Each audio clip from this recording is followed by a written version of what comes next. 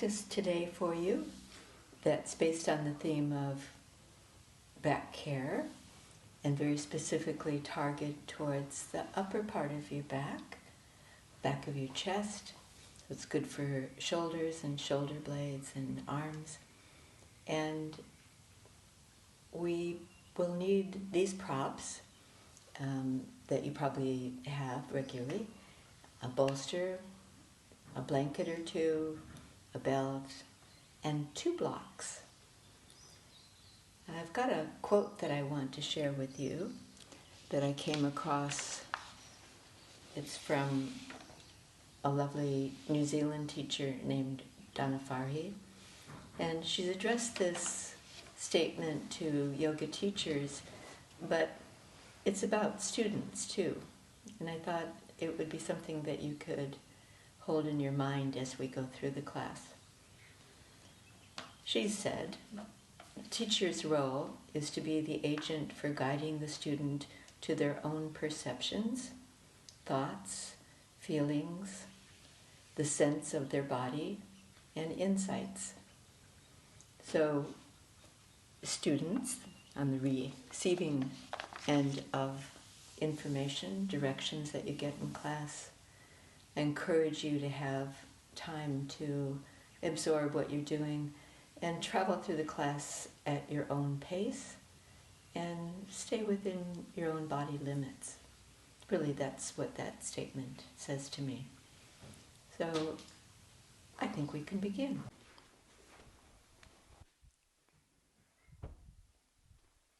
And we're going to make sound, the sound of the humming bee. So for me, this is a very great way to connect with myself on a physical level at the beginning of a practice. So for you, lying down comfortably, your back, your hips supported, your 2 feet grounded, bring your hands up and place them on the upper part of your chest. So my fingertips just on the side of my breastplate. And the sound that we make is a humming sound, and you can feel it at the back of your throat, and particularly, if you can, in that center chest area, the lungs, the heart, that part of your body. So take a breath in, and on the exhalation,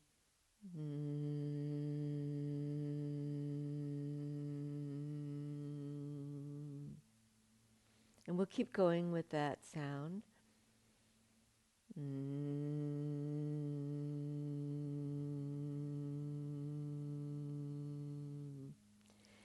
And as you keep going, see if you can keep the sense of the breath, the feeling sense of the breath in the upper part of your chest, and particularly direct it towards the dorsal thoracic, the back chest.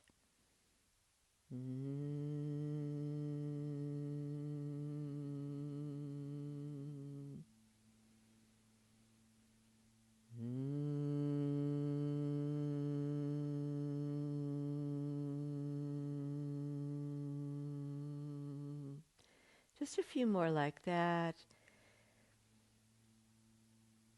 So it feels like the breath goes deep and even behind the lungs and the heart, the back of the heart.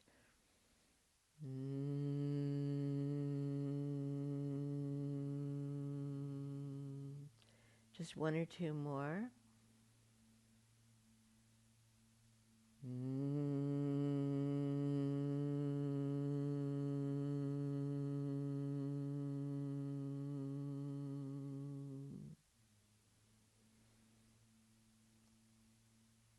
And even after you stop, see if you can sense the vibration of the breath in that back chest area. So I'll be referring to dorsal thoracic, dorsal meaning the back, like the dorsal fin on a fish, or a fish. All right, we're going to move on to kneeling position in cat pose.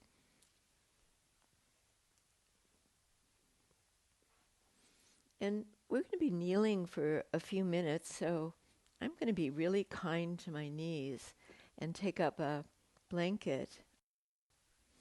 And you might be fine where you are, just without any extra padding. But sometimes it's nice just to change things up like that for your own comfort. So from kneeling in cat pose, we're so familiar with this, but not necessarily just adjusting to have the spine be neutral. So as much as you can, if you were looking from the side, then your back would be flat like a table.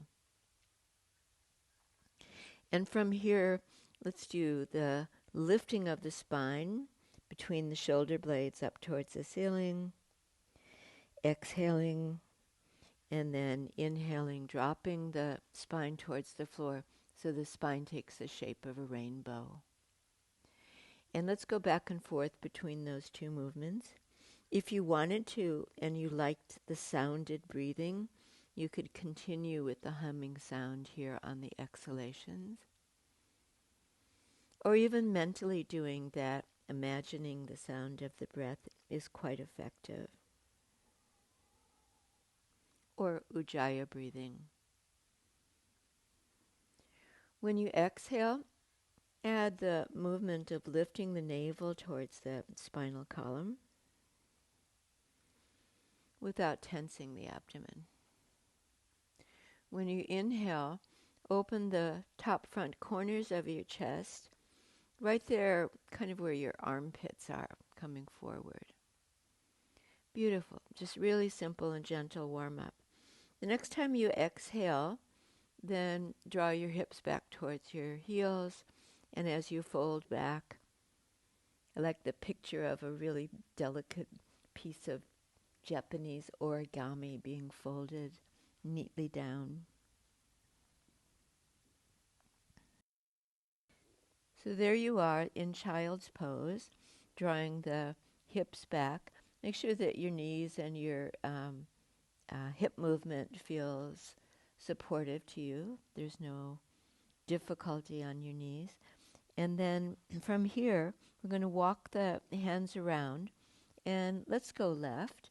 So patting from here, we're going to walk the hands around, and let's go left. So patting your hands around. Keep your head and your chest up as you do this, because you'll find that the feeling there is a little bit more buoyant, lighter. And then as you come all the way around to the left side, maybe you can lift up your left ribs and bring them across to the left side, just that one step more. And then you're ready to stretch it out. And you always have a place to come from when you're stretching. So feel where you're still grounded back through that right hip towards your right heel, chin towards the jugular notch.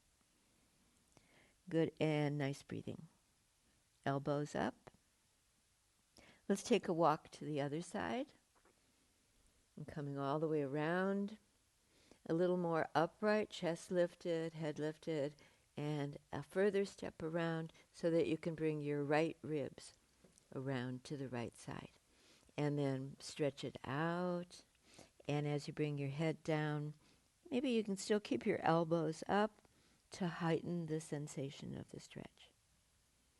And left buttock towards your left heel. Good. Come right round to center. So the focus is on your upper back, remember. Come up to child's pose again. Not child's pose, cat's pose. And then lift your spine up towards the ceiling and particularly focus on the area between your shoulder blades.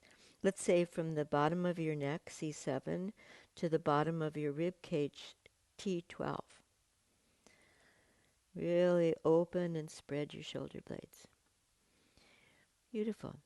We're going to do a kneeling on your heels, sitting on your heels position.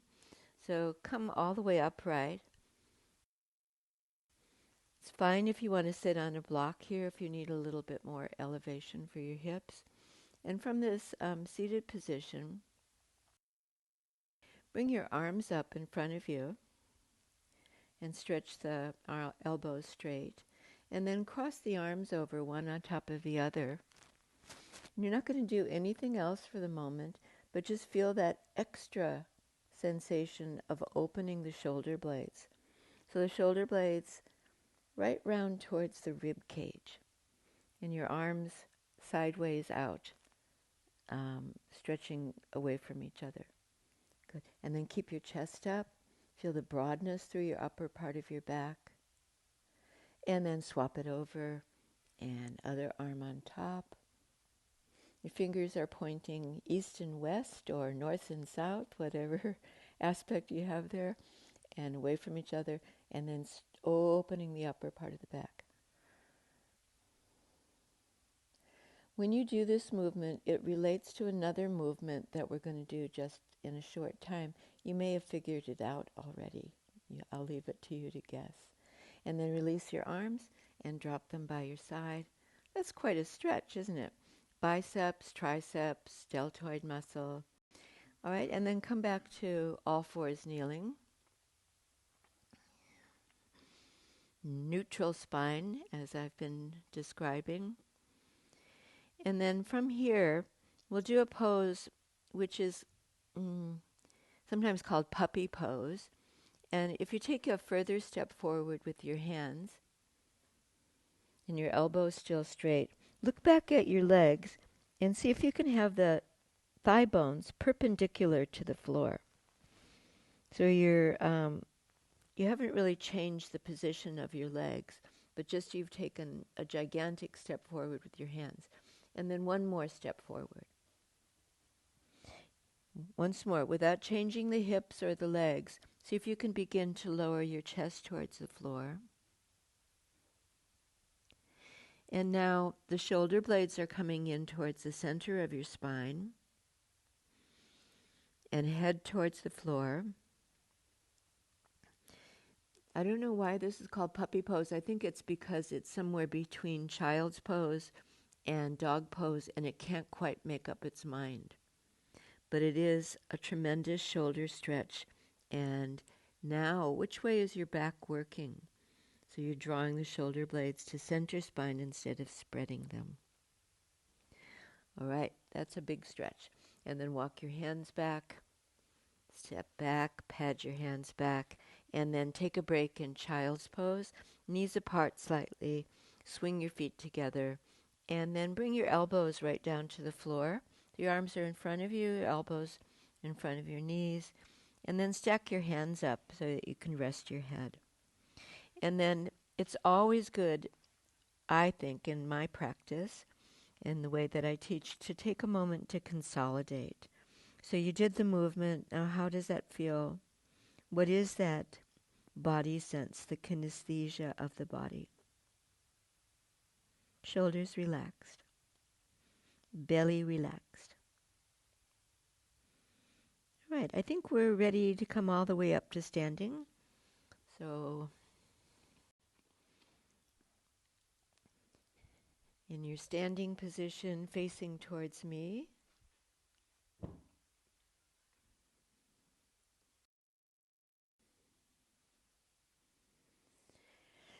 and let's take Tadasana, the mountain pose.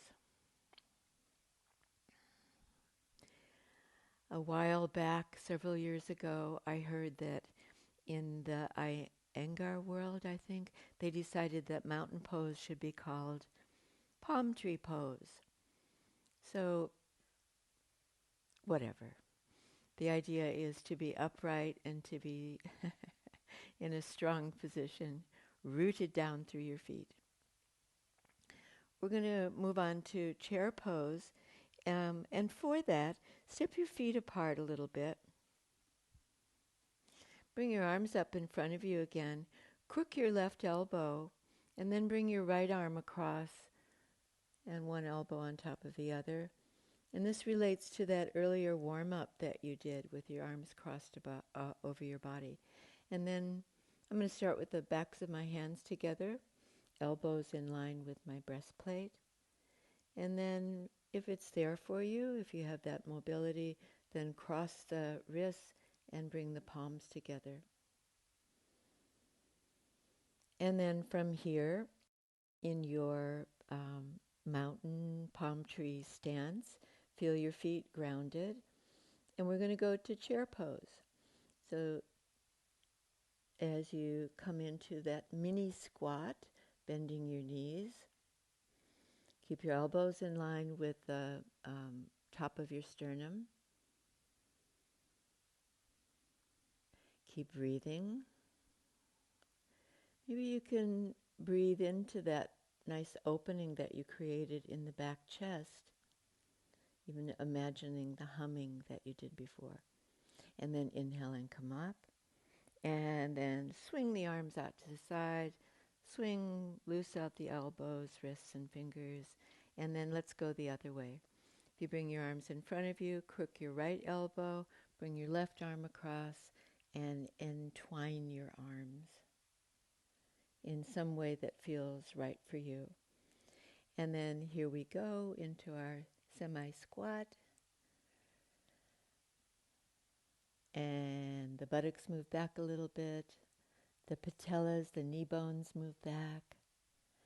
The chest is lifted by the position of the arms. And breathe into the back chest.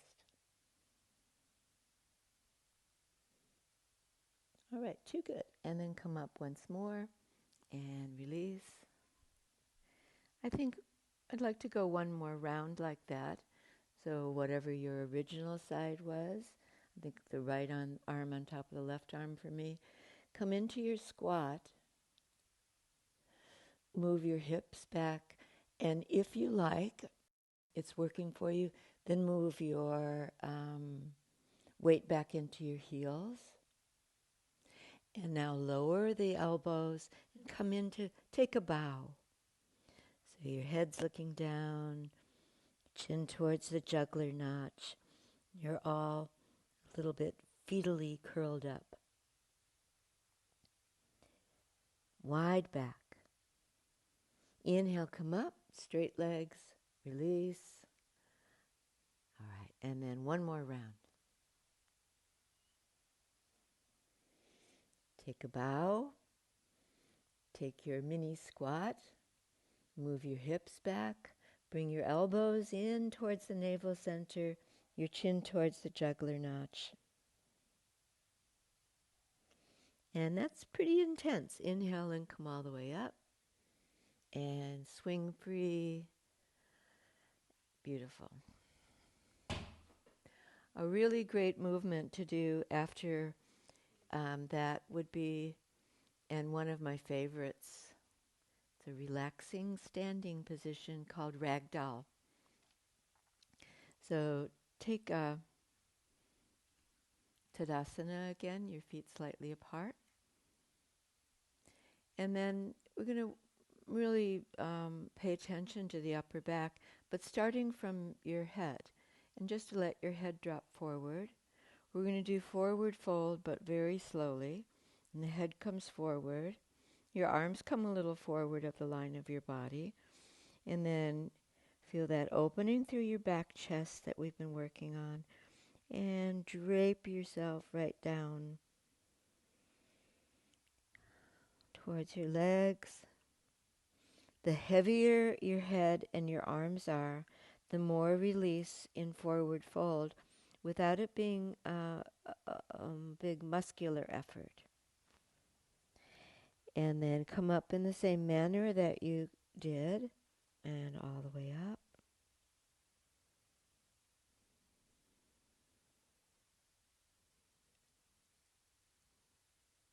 Just standing and relaxed. We can do this in a lateral movement. So part forward, part lateral.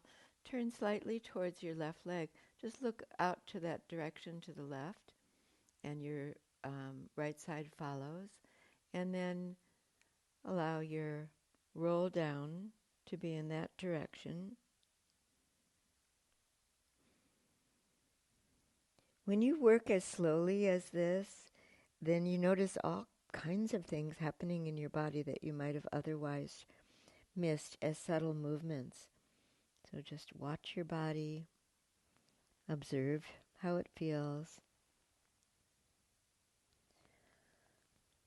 And then the roll up, just as slowly. If you ever want to slow down your mind, then you can slow down your movement. And here we are, we're rotating to the right. The arms are dangling from the shoulders. Head first,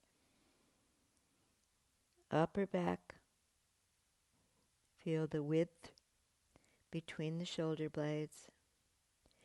Let your abdominal area lift up into your body, and you'll just kind of squeeze the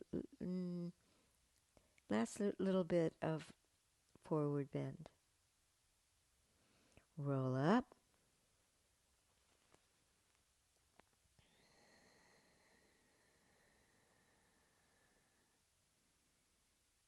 And here we are, back up. Good. So, in continuing through this session today, and planning ahead, we're going to do some back-bending movements, and I think we'll warm up with a few more standing poses before we go that direction. So take a stance with your feet wide apart, and we'll move into Warrior Two pose. But before we do, just in this forward-facing position, feel your 2 feet on the ground. And then firm your ankles. Draw energy from the ground up into your legs, from the lower leg into the upper legs and the hips.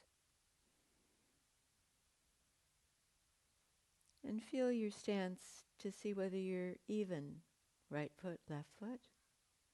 So feel like you're balanced there. And then bring your arms out wide to the side. And we haven't done a sideways arm stretch like this as yet in the practice. So what effect does that have on your upper back? And even here, you might feel the shoulder blades wide away from the center spine, but then firm onto the side ribs, onto your rib cage. Then turn your feet to the right. Turn your left foot in a little bit. And then drop into your lunge on the right side and look over to the right. Do a lean back into the left side, your left arm, your left leg wakes up a little bit more that way. And then get a sense that your torso is right in the center above your hips. Wide shoulders, wide shoulder blades. Outer shoulder blades sitting firmly onto the side ribs. And then releasing, head forward, straight right leg. Keep your arms up. It's up to you for strengthening them. And if you need to, rest your hands onto your hips in between. Let's drop into the left leg lunge and then looking to the left, but equally aware of the right side. And stretch back your right arm, firm your right foot and right leg. And then just to get that nice lift through the front of your chest and giving space to your heart and your lungs, breathe into the front chest as much as the back chest. We can have the breath be more circumferential. And then looking straight forward and straight left leg. Turn your feet forward and then just drop your arms. Maybe give your fingers, your wrists, your elbows a good shake out. And turn your feet to the right again. We'll take Parsva Konasana. And the side position, extend the arms out, wide to the side, bend your right leg. And then let's take this in stages. It's such a nice way to do it. Leave your left hand onto your left hip. Be aware of your left side again, very grounded. And then crook your right elbow and bring your right elbow to the top of your right knee, or the thigh just above the knee. Turn your palm up towards the ceiling. I love that gesture of opening the palm up towards the ceiling, kind of being receptive to whatever's coming next. And then look at your right shin bone and have it perpendicular to the floor, just above your ankle. And at the same time, stretch back into your left leg. And now merely, just one more in this stage, extend the left arm up towards the ceiling. And if you can get the sense of opening the arms away from each other, so pressing onto your right thigh, right arm, right thigh, extending up to the left arm, widening the back again, and depending on your neck mobility, looking up at your thumb or looking straight forward. Ground the back leg, and in one swoop, coming up, straight right leg, arms out to the side. Second side, turn your feet, pivot on that right heel, turn your left foot out 90 degrees, drop into your left leg. Good. Oh, we're not rushing here. Right hand, right hip. Left elbow to the top of your left knee. Turn your palm up towards the ceiling. When you turn your palm like that, you can turn all of your arm out, right up to the shoulder joint. And then from there, shoot your right arm up towards the ceiling, or leave your right hand onto your hip, depending on where you're at this morning. Good. And then we're widening the arms away from each other, and feel that in the dorsal thoracic. And then one movement's going to bring you up, and straight leg, and arms out to the side, and rest your hands onto your hips, feet facing directly forward. Let's step back to Tadasana. We're going to do the Parsvakonasana once more and add another element to it, but just take a moment and feel the result of what we've been doing so far. That extra bit of time to consolidate. Relax your belly muscles, relax your shoulders, relax your face, maybe a little hint of an inner smile. And moving on again. And step wide. Take up your space on your mat. Turn your feet to the right. Sweep your arms. Sometimes if you stop right here before you anticipate what's next, even though you've got a good idea what's coming next, it gives you that time to breathe into your body, land into your body. And then bend your right leg,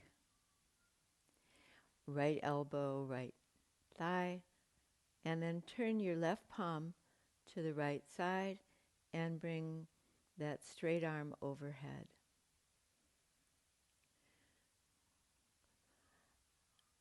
And I've just lifted up my buttock when I bent my leg, so I'm going to bend my knee a little bit and drop down into a deeper bend at the hip. You might check your own pose.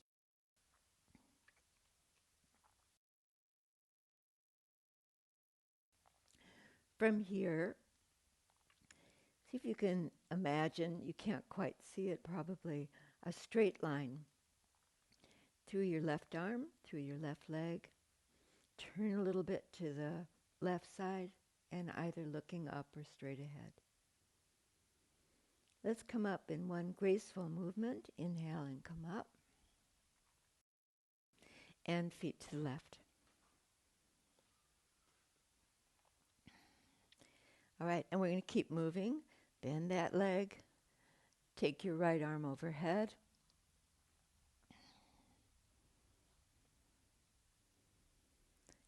Make an adjustment to the hips as you need to. Check your own pose.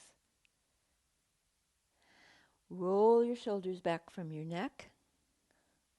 And breathe into the dorsal thoracic again.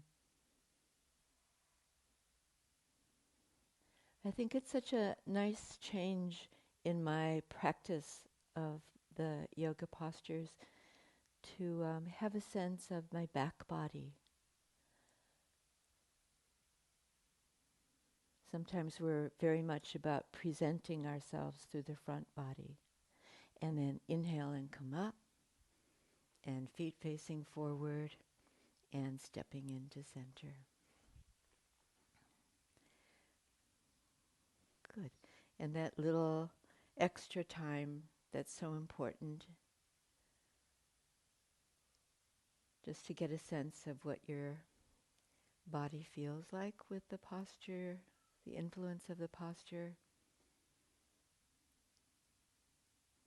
Notice any mind chatter. And especially notice if you learned anything from doing that pose that way. Right, and as I promised, we're going to move on to doing a few of the backbending movements. And what you could benefit from here is using a bolster.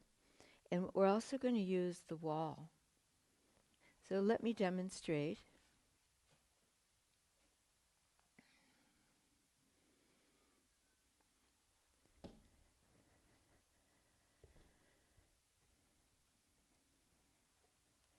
I'm going to use a blanket to be kind to my knees. I've got a blanket to kneel on, and I'm up kneeling at the moment with my feet right back to the wall. If I coil my toes under a little bit, my feet can be almost perpendicular. And you might have noticed or guessed that we're going to do camel pose, Ustrasana. We're just having a wardrobe moment here. So here's where the bolster comes in handy. So I've placed a bolster. You could have your foam blocks on either side to rest your hands on instead. But we're just approaching this, can be a very deep back bend, and we're approaching it in stages. So first stage is just to be in the up kneeling position with a place to rest your hands. In my case, I've got a bolster here. And I'm going to turn my arms out, externally rotate my arms and my shoulders. And in that movement, pausing to feel my shoulder blades come in towards the center spine and support the lift of my front chest. And that's all we've done so far. If you want to take the next stage and your back will allow it, then you could lean back a little bit more towards the wall. I'm only a short distance from the wall, so I can actually rest the back of my head on the wall, which is a really nice feeling by itself because the head is a very heavy part of our anatomy. So now it's supported. And now I can work the upper part of my body and take my tips of my shoulders back a little bit and lift the front of my chest. So I've got this long stretch happening from the front of my knees to the top of my shoulders. Good. And then let's release there.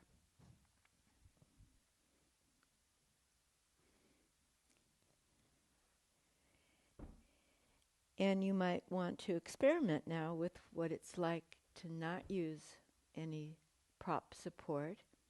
Can you reach back to touch to your heels? And when you do that, you could also bring your head back again to rest it onto the wall. And if you're finding that that's a bridge too far to reach your heels, then have your hands back onto your supports, your props. And then from here, tips of the shoulders back, the shoulder blades lift the front of the chest, and then head comes up and come away from the wall. And sit onto your heels or sit onto a foam block. And once again, consolidate.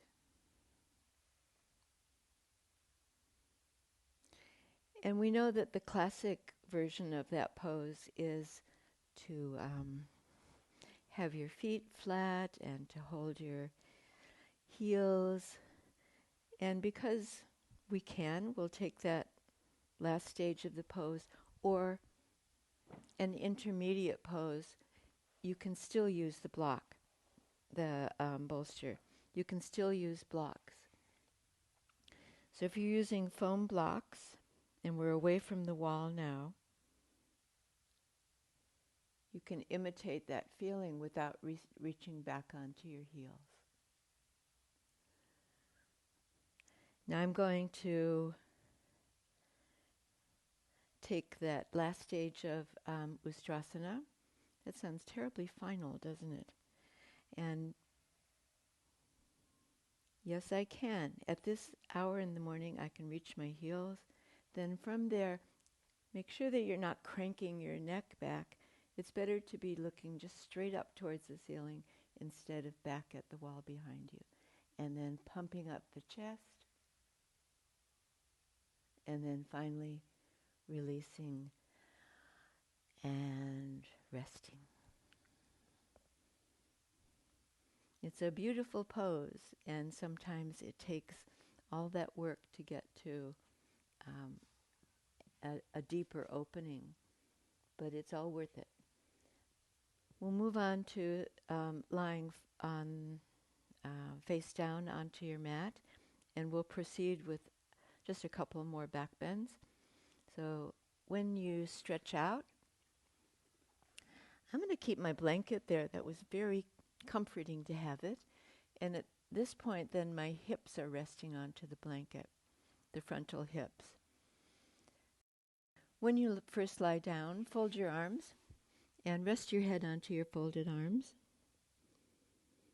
I've got this habit where I just do a bit of a hip waggle, side to side, and it assures me that my buttocks are relaxed to start with, my lower back is loosened a bit. Bring your legs close together or all the way together. And you can still do this with your head resting and your shoulders relaxed. Just working with your lower body. Tuck your toes under. So when your toes are coiled under neatly like that, then stretch back into your heels and keep on stretching the legs until your knees lift off of the floor. Your front hips and your pubic bone are going to be your anchor, and they're still holding to the floor, but the thighs lift up, the knees lift up, and then you can feel the whole of the hamstrings, the buttock muscles working. But the shoulders can still be passive. Let's come up into Sphinx pose, and then as we move along, turn your toes away from you, have the tops of your feet on the floor, and come up onto your forearms. Allow yourself to be propped. So you're weight bearing through your palms, your wrists, your forearms, and your elbows. And take support from the ground. And drawing energy up through those limbs, up into the top of your chest. Press the tops of your feet down, and then lift your knees. Keep the chest moving forward. And then intensify that forward momentum by drawing the elbows back towards your waist. Press your chest forward. Press your shoulders down. Good. And you're looking just straight forward to whatever you're looking at, towards the horizon. And then release and fold back. Fold your arms. Rest. And feel all the effort go out of your body just for a moment. All effort gone.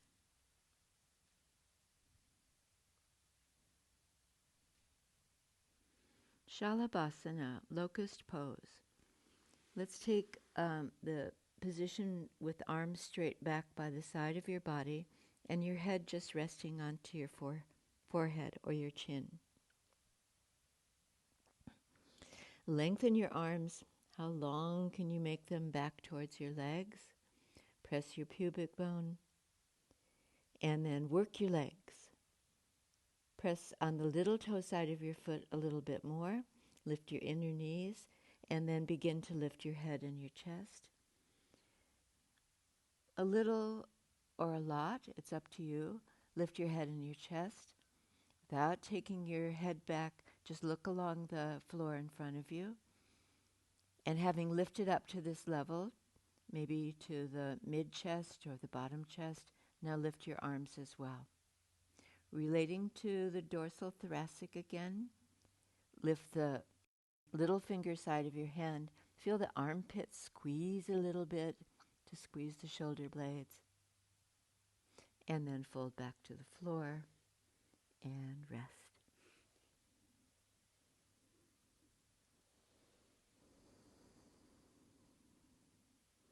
Take a couple of deep breaths and into the back chest.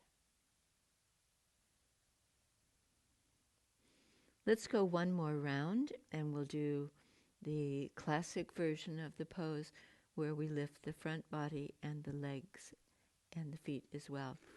So starting from lying prone, press your feet, lift your knees, lengthen your tail away from the rest of your spine, and as you come up, we're going to lift in all parts. So head up, arms up, little finger side of your hand up, legs up, and then to protect your lower back so it doesn't get squeezed, then lift the inner feet, the inner knees, the inner thighs a little bit more. One more breath there. And then rest. Go ahead, support your head, turn your head to one side or the other if you like. Nothing to do for the moment.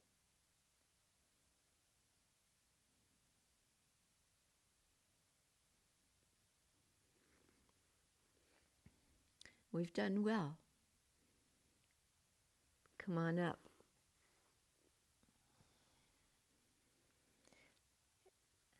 I suggested that you have a yoga strap, and this is just an awareness exercise, but it's also going to help you get a good back stretch after your back bends. So take up your strap in your kneeling position. You can do this cross-legged too. Bring your belt into the fold of your hips. So where that sits is in the hip crease. And if you bring your hands to hold the strap just near to your outer hips and pull back a little bit, it draws your shoulders down. And then do a lean out in the beginning of a forward bend, but you're holding your hips back at the same time. And you're holding back and grounding yourself from the hip fold. And as you take forward fold in child's pose, release the belt, but don't release the sensation that you created there in your self-adjustment. Then have your arms straight at the elbows. Lengthen the arms and the outer shoulder blades out towards the outer ribs. So you've got a cross stretch. There's all the momentum forward and all the momentum back through the hips to the heels.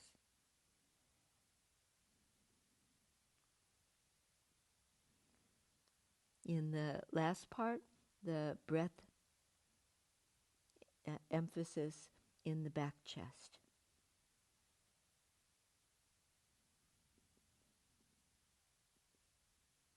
All right, and then pad the hands in. Use your hands to help you lift up. And it would be very lovely and appropriate now to take Dandasana, the simplest of poses. So have a seat with your legs straight out. And as you take this position with your hands behind you, just behind the line of your buttocks, just do a lean back into your hands. So you're kind of reclining, and it's so easy to stretch and elongate the spine from that position. And slide the hands in a little bit closer to you. And let's begin the hamstring stretch. Extend behind the backs of the legs from your buttock bones to your heels. That strong stretch is the counter pose for your back bends that you worked so hard in. And then finally, throw your shoulders back. Lift your chest up towards the ceiling. Look up. Things are looking up now. Shortly, we'll move into some restorative poses, but not quite yet. So take a kneeling position again.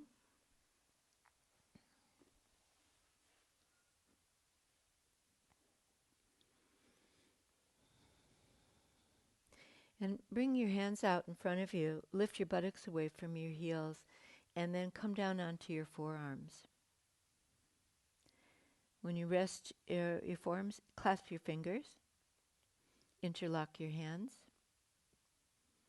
and then imagine that you're going to leave an impression on the mat of your whole of your area, arm area, from your fingers pressing down, your wrists, your forearms, your elbows, and then from there you can lift your upper part of your back towards the ceiling.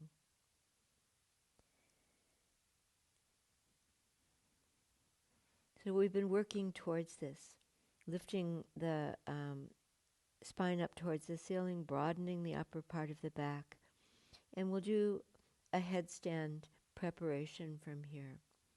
Coil your toes under, press your toes down, lift your knees up, lift your hips up. Your head doesn't rest on the floor, or if it does, then press your arms and lift your shoulders, lift your shoulder blades away from the floor. Lift up high. Let your head drop and hang free. All right, resting down again. That takes a bit of effort. It's like dog pose, but much more work for your shoulders. Look at your hands. Make sure that your knuckles aren't clenched, your fingers aren't clenched. Release your fingers. Clasp your hands the other way. If you're like me, then your elbows slipped wide. So bring the elbows in once more, right underneath the shoulders. That gives good structural support that way. Press your wrists, press your elbows, and then once again lift up. And as you lift up, then look back at your legs. Bring your chest closer to your thighs if you can, and lift your inner shoulder blades up towards your waist.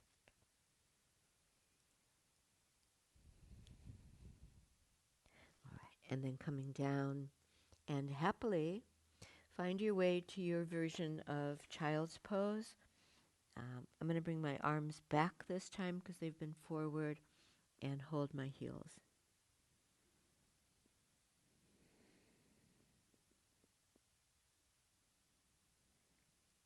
And you get the sense that your shoulders, you've given them permission now, they did some work, just to fall out to the side.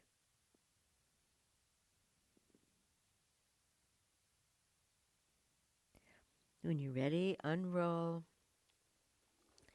And what did I say? Restorative pose. And it's time now. So you need, for what I'm about to demonstrate, the blanket and a couple of blocks.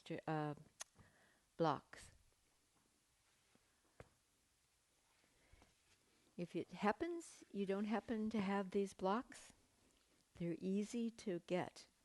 You can get them at most sporting goods stores now. Big W, like that. So we've got the blocks there, and we're going to use them to support the back of the body and give you time just to relax and open the chest, but can do that passively instead of working towards it. So one blanket I've got here to cover the block and give a little bit of support for my head. The second block is going to go underneath my upper back. But blocks, being blocks, are often unforgiving. So they're a firm surface, and that's one good thing about them. But the other thing is that they can be a little bit uncomfortable on the back of the body, or on the spine. So if you need to, cover your block with a blanket or a towel, so it gives you a softer surface. So as I come down and lower down onto the block, I want it to land between my shoulder blades. So none of it is on my lower spine, on my lumbar spine in particular. It's just the upper back.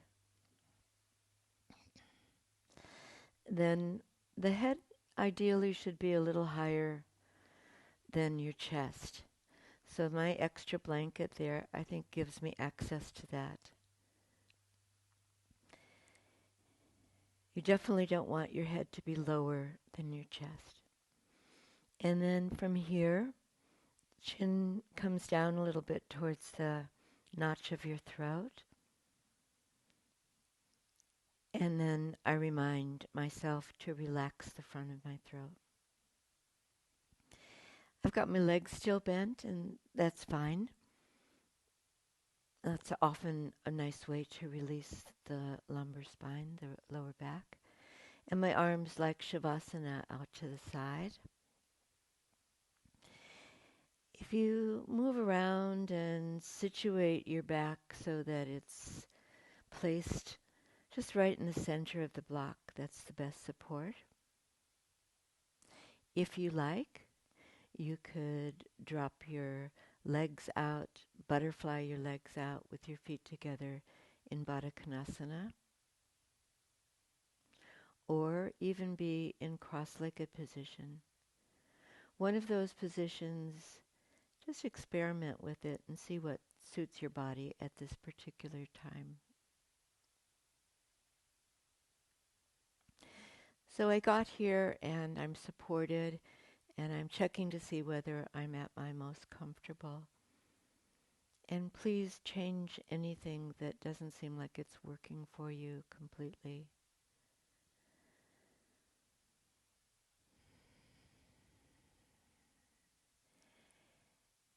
And once you're there and once you're able to settle,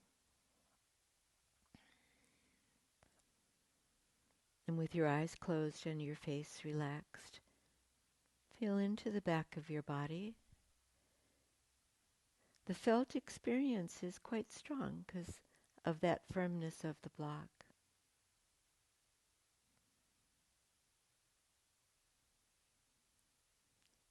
And it so well reminds me to breathe into the thorax, into the dorsal thoracic spine.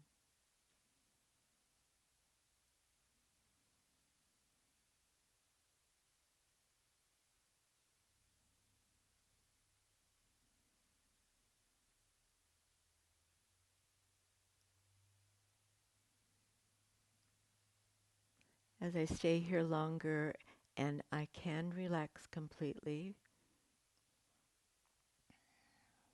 I notice a kind of rumbling as my abdomen relaxes. The abdomen drops down into the back of the body. And what is that rumbling? Peristalsis. It's when the digestive organs relax completely.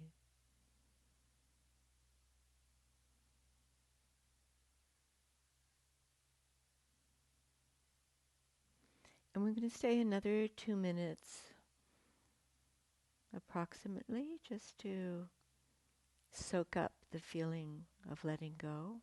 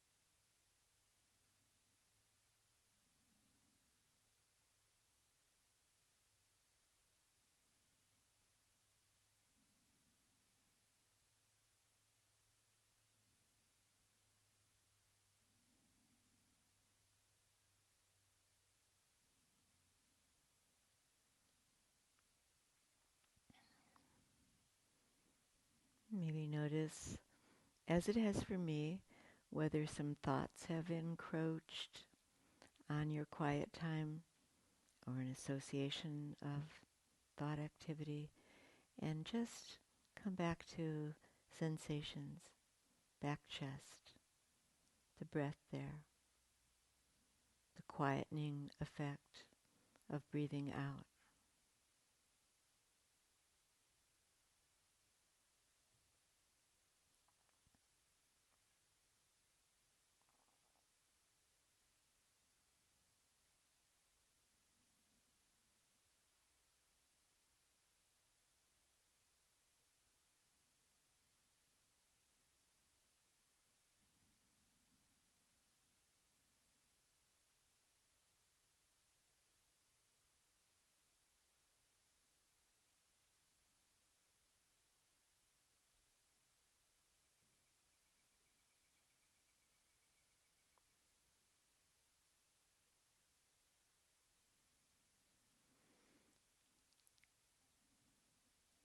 And think about moving before you even move a muscle.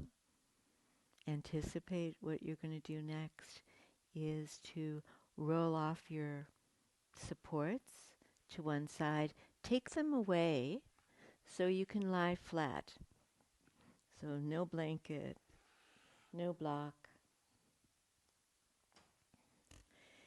And as you consolidate this time, feet back on the floor, arms by your side, then you might still feel the imprint of the block that was placed underneath your upper back. So it gave you that lovely opening at the front of your chest, but at the same time, you want to release that imprint. So see if you can widen your shoulders again. Widen your shoulder blades and release the back body into the floor.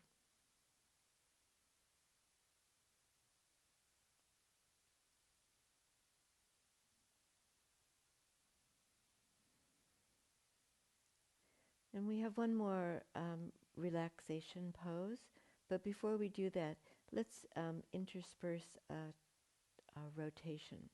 So come on to a seated position.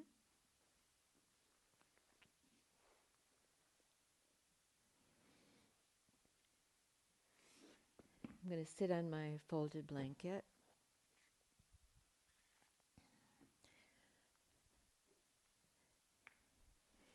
Dandasana. Keep your right leg straight, bend your left leg, and place your left foot on the outside of your right knee. Clasp your hands in front of the knee bone, and then draw the knee close to you as you sit up, tall. Then just use your right hand holding at the front of your left knee, the flat of your hand against your knee. Take that left arm behind you. Lean back a little bit into your left hand. And then glance at your left knee and draw it closer to you. So left thigh closer to your belly. And then take the left hand in a little bit nearer to your buttock, sitting up straight. And now the crook of your right elbow can do the same job as your hand, and crook your elbow around the outside of your knee. And sitting tall. And as you're turning, feel into the back of your chest again. And in particular, draw the right shoulder blade away from the spine.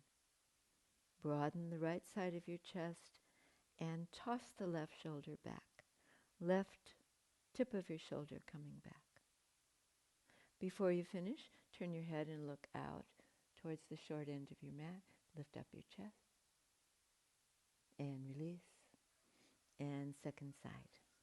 From Dandasana, right foot outer left knee. Hold your hands in front of the knee. Sit up tall. And then elbow. Just moving a little bit more quickly on this side. So moving the right hand closer to your right buttock, and then that right thigh drawing towards the left side of your abdomen. When you turn your head, what I notice is the more I release my shoulders, the easier it is to rotate my spine. So dropping your shoulders, lifting your chest. And then addressing the upper part of your back, move the left shoulder blade a little wider and bring the tip of your right shoulder back. And then look over your left shoulder, look forward, and bring your chest up tall and proud. And right leg straight. Ah. And then that promised last relaxation pose. Let's grab a block and a bolster. And probably your blanket. Here's the setup.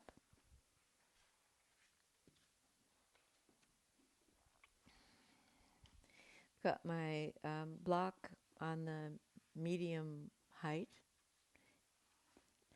and then the cushion rests without a dip in the middle. So you want it to be able to support your spine and keep it lifted. So the final touch, or if you like, because this is a restorative and relaxation pose, you could get an eye covering at this point. So, when I lie back on the cushion, my bolster, and I've got support for my head with a blanket, the blanket goes all the way to the bottom of my neck. At the moment, I've got my legs straight out in front of me. And what the raised bolster does is it opens up your chest in that passive way again. If you find that that's a little rough on your lower back, then you can sit on a blanket underneath your buttocks that is placed right at the end of the bolster. And now give time for your setup so that you're going to be at your greatest level of comfort.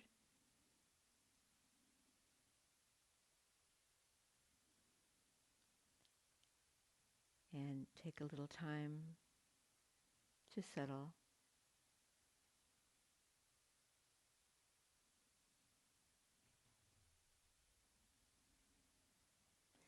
Settling means that your arms retract a little bit so that you can completely relax your chest, relax your back body.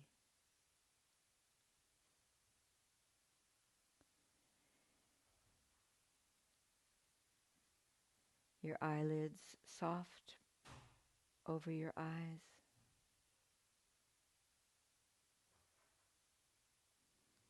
Right down to your eyelashes.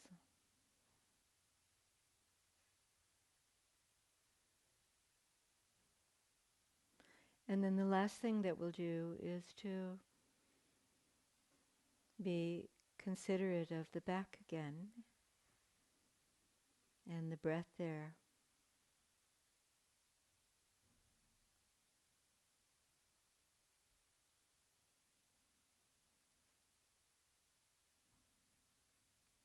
And feel the breath into the back chest and deep into the back of the lungs and deep into the back of the heart. Feel the support that your back gives you.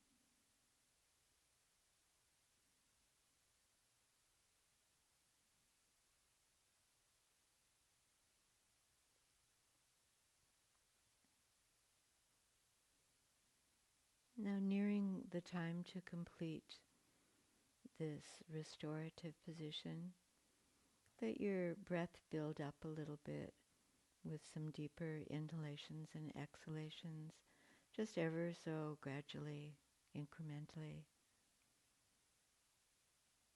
And when you've got that momentum there for breathing,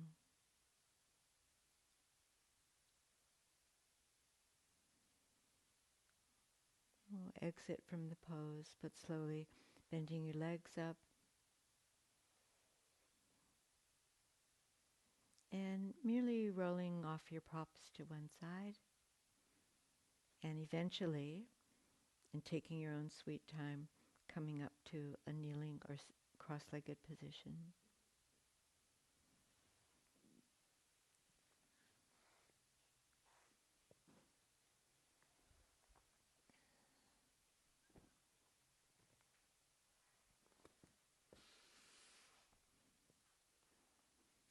Once you have a seat, stay in a quiet space mentally. Keep your body relaxed. And in our traditional way, bring your hands up and place them center chest in front of your breastplate.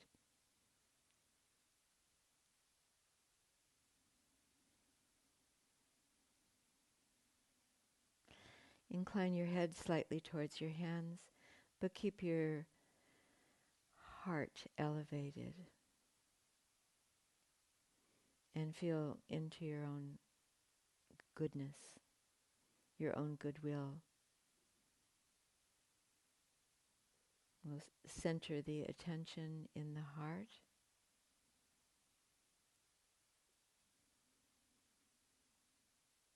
Feeling gratitude for the practice and for the ability to practice together. The privilege we have in being able to practice yoga. And then send your goodwill out to everyone. Namaste.